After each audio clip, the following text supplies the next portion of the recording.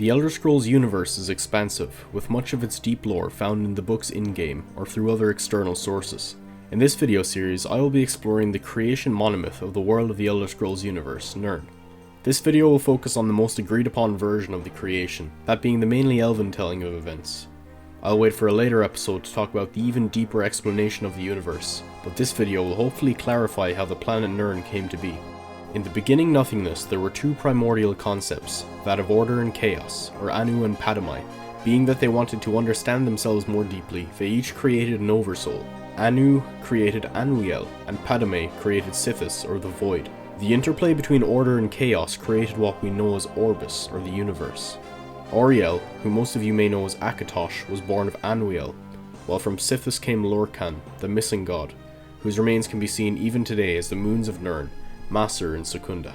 As you likely know, Auriel is the elven god of time, and with his genesis came an order to creation, allowing for the other spirits, the Atada, to form their own distinct identities for themselves. These beings were able to carve a number of planes for themselves in Orbis, but not all of them were content with this existence, and so Lorkhan, son of Sithis, bent to lead other Atada in the creation of the mortal plane, Mundus, for them to rule over. To sway Auriel, he promised rule of this realm as a chief deity to him.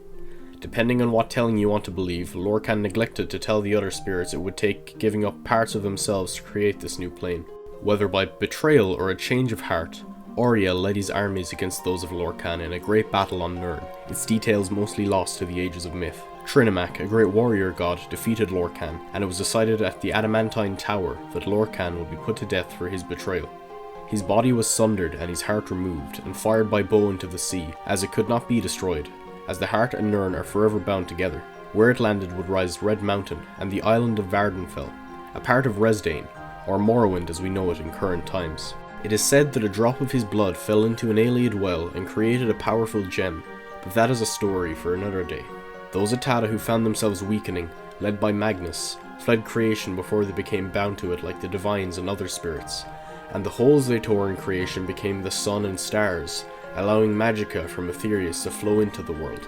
Those who had no part in Lorkhan's plan, the Daedra, or not our ancestors as translated from the language of the Altmer, forged their own realms, with part of their power for themselves to rule over. The fact that they had not sacrificed any power of their own to create Mundus explains why in modern times they are the most potent and easiest to communicate with of the gods. Over time, the spirits trapped in Nirn had to reproduce as a way to stave off extinction, as they had lost their immortality. Some of these Elnathe who had stayed put, building a great kingdom remembered in modern times as Aldmeris, would eventually devolve into the Altmer and other Aldmeri breeds, such as the Ayleids and Dureni. Those Elnathe who wandered would become the races of men, the Needs and later the Nords. This is not so for the Redguards, but we will explore this in a later video. Though the Nords would take exception to this outlook on their creation, this is the most widely accepted version of events from the Dawn era.